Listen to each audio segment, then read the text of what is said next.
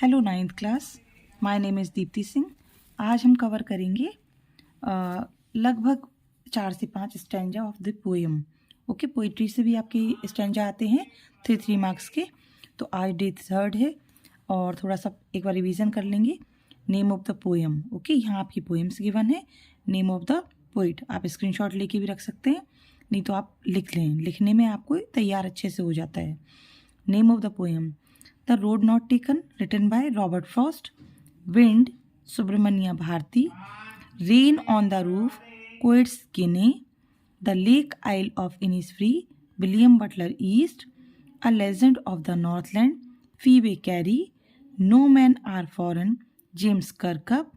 On a Killing Tree, Guy Patel. A Slumber Did My Spirit Seal, written by William Wordsworth.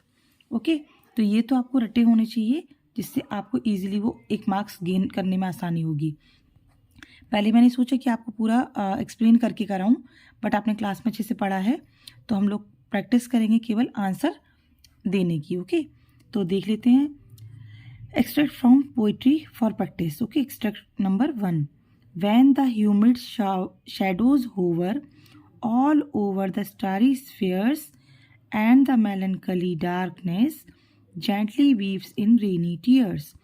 What a bliss to press the pillow of a cottage chamber bed and lie listening to the patter of the soft rain overhead. तो जैसे आप देखेंगे humid शार या hover, melancholy darkness या bliss, press of the pillow और cottage chamber bed या पैटर, soft rain overhead, तो आपको इसको देख के ही पहचान जाना है कि ये आपकी कौन सी पोएम है। तो गैस करो कौन सी पोएम है। ये आपकी रेन ऑफ द रूफ। और रेन में हम क्या लेके चलते हैं, कोट, रेन कोट पहनते हैं। तो कोइट्स किने, आपको याद कराया था कोइट्स किने। फिर देखते हैं इसके question. From which poem the above extract has been taken. कौन सी पोएम से लिया है। तो आंसर अगर आपको रटा है तो आप इजीली आंसर टिक कर देंगे। Rain on the roof, rain on the roof. यहाँ भी देख लेते हैं द रोड नॉट टेकन किसने लिखा है, रॉबर्ट फ्रॉस्ट। और विंड सुब्रमण्या भारती ने। The opposite of the word bliss, bliss का मतलब है कोई वरदान मिलना, तो उसका अपोजिट क्या हो जाएगा, कर्स। कर्स मतलब इसे अभिशाप होना। Where do the shadows hover, देखिए इसमें आंसर सी का ए दिया है ऑन प्लो, बट ये आंसर सही नहीं है। Where do the shadows hover, तो आंसर होगा ऑन स्टारी स्फीयर्स। कैसे होगा, when the humid shadows hover. Humid shadows को क्या बोला है, dark clouds which are full of water. ठीक है, और होवर मतलब होता है टू वेट नियर समबडी या समथिंग, है ना। तो यहाँ पे शैडोज होवर मतलब जो डार्क क्लाउड्स हैं जिनमें पानी भरा हुआ है, वो वेट कहाँ कर रहे हैं। तो हमें आंसर क्या होगा, over all the starry sphere. तो स्टारी स्फीयर मतलब जो तारों से भरा हुआ आपका आकाश है रात, नाइट के समय, है ना। ये देखिए एक लिख भी दिया है, starry spheres refers to the night sky brimming with abounding stars, और we can say stud with stars, मतलब सजे हुए हैं स्टार्स से। तो भाई स्टार कहाँ होते हैं, नाइट में ही होते हैं, तो आंसर हो जाएगा, है ना। नेक्स्ट हम देख लेते हैं इसको। Extract number 2। Two roads diverged. इतना ही आप पढ़ने पे आपको द रोड नॉट टेकन याद आ जानी चाहिए, क्योंकि ये तो first line of the poem है ना। Two roads diverge in a yellow wood and sorry I could not travel both and be one traveller long I stood and look down once as far as I could to where it bent in the undergrowth. तो question है आपका, what does the yellow wood mean. तो yellow wood मतलब पीला जंगल।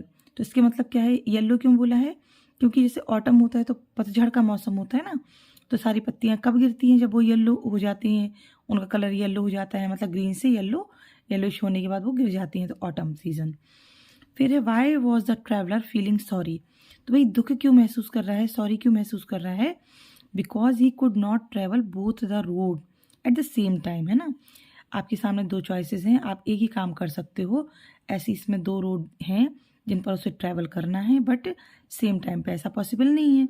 तो answer होगा because he could not travel both the roads. From which poem the above lines have been taken, ये question indirect mode में भी यही आता है कि आपको पोएम देखकर ही पहचान लेनी चाहिए। तो the road not taken written by Robert Frost. Next stanza है आपका extract number 3। Now in memory comes my mother.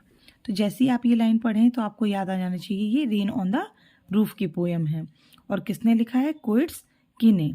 Now in memory comes my mother as she used in years ago to regard the darling dreamers।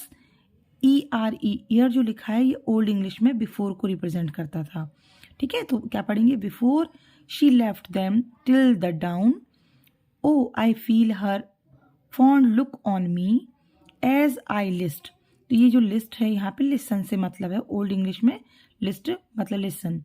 To this refrain which is played upon the shingles by the patter of the rain. Patter means sound है ना, और singles का मतलब क्या है, जो हमारे roof पर लगे होते हैं ऊपर वुडन टाइल्स, रेक्टेंगल कह सकते हैं इसको, rectangle wooden tiles used on roof. Question देख लेते हैं, which sound is poet listening to. तो आपको पता है साउंड ऑफ रेन आ रहा है, तो इसमें आंसर होगा साउंड ऑफ रेन। फिर है आपका the sound reminds a poet of. भाई आप इसमें देखेंगे now in memory comes my mother, तो हिज मदर उसका आंसर हो जाएगा। Which word in the extract means the ability to remember things. तो हम कोई भी चीज़ याद करते हैं तो उसकी मतलब वो क्या है, हमारी एबिलिटी है। और कोई चीज़ को याद कर रहे हैं तो क्या कर रहे हैं, मेमोराइज कर रहे हैं, तो आंसर हो जाएगा आपका मेमोरी। नेक्स्ट हम लोग स्टैंजा ले लेते हैं। आज हम लोग लगभग 5 तो कंप्लीट कर लें जिससे इजीली हमारे सारे स्टैंजास हो जाएं। Extract number 4, wind come softly. तो ये क्लास में भी अच्छे से पढ़ा है और दिख रहा है आपको विंड, तो पोएम भी है आपकी विंड। किसने लिखी है, सुब्रमण्य भारती ने। अब पढ़ लेते हैं। Wind come softly, don't break the shutter of the windows, don't scatter the papers, don't throw down the books on the shelf. whom does the poet request in the above lines. ऊपर जो given lines हैं इसमें poet जो है सुब्रमण्य भारती वो किससे request कर रहे हैं, रेन, विंड, स्टॉर्म। तो भैया आपको पता है कि ये क्या है, विंड के बारे में बात हो रही है, तो विंड से रिक्वेस्ट कर रहे हैं। व्हाट डज विंड डू, क्या कर रही है विंड, शेक्स ट्री, अभी इसमें नहीं आया है कि पेड़ों को हिला रही है। ब्रेक्स विंडो, यस, विंडो के शटर को ब्रेक कर रही है, यानी कि विंडो उसको ब्रेक कर रही है। ब्रेक डोर्स, डोर्स अभी इसमें नहीं आया है। Which of these means thrown in different direction. भाई सारी चारों तरफ दिशाओं में आप कोई चीज़ फेंक रहे हो तो उसको क्या बोलते हैं, फेंकना। तो ब्रेक तो तोड़ना होता है, स्कैटर मत फैलाना। स्कैटर मतलब ऐसे चिड़ियों को जो दाना देते हैं वो भी क्या है हमारा, थ्रोन इन डिफरेंट डायरेक्शन मतलब स्कैटर। तो scatter is the right answer. Thrown down, no, this one is correct. Next देख लेते हैं extract number 5, and I shall have some peace there. तो किसी पोएम में पीस की बात हो रही है, तो आपको अगर याद आए कि इनिसफ्री वाला एक पोएम है जिसमें जो पोइट हैं वो W.B. ईस्ट क्या चाहते हैं, वो पीस ऑफ माइंड, मतलब उन्हें शांति चाहिए। And I shall have some peace there, for peace comes dropping slow, मतलब धीमे धीमे आती है बारिश, है ना। Dropping from the veils of the morning to where the cricket sings. यहाँ पे क्रिकेट आपका मैच वाला क्रिकेट नहीं है, ये आपका एक छोटा सा इंसेक्ट होता है। There midnight's all the glimmer and noon a purple glow and evening full of the linnet's wing. Linnet एक क्या है, बर्ड है, ओके। तो क्वेश्चंस देख लेते हैं। What does the poet mean by peace comes dropping slow. शांति आती है, ड्रॉपिंग मतलब जैसे पानी की बूंद टपकती हैं या धीमे धीमे बारिश शारा होता है, तो क्या बोल रहे हैं, ये धीमे धीमे शांति से आता है, यानी कि पीस इज ग्रेजुअल एंड काम।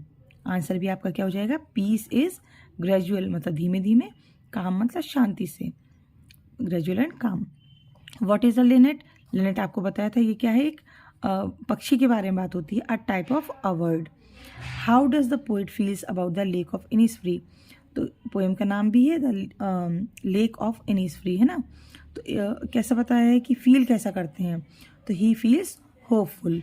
तो आज हमने 5 स्टैंजास कवर कर ली एक्सट्रैक्ट।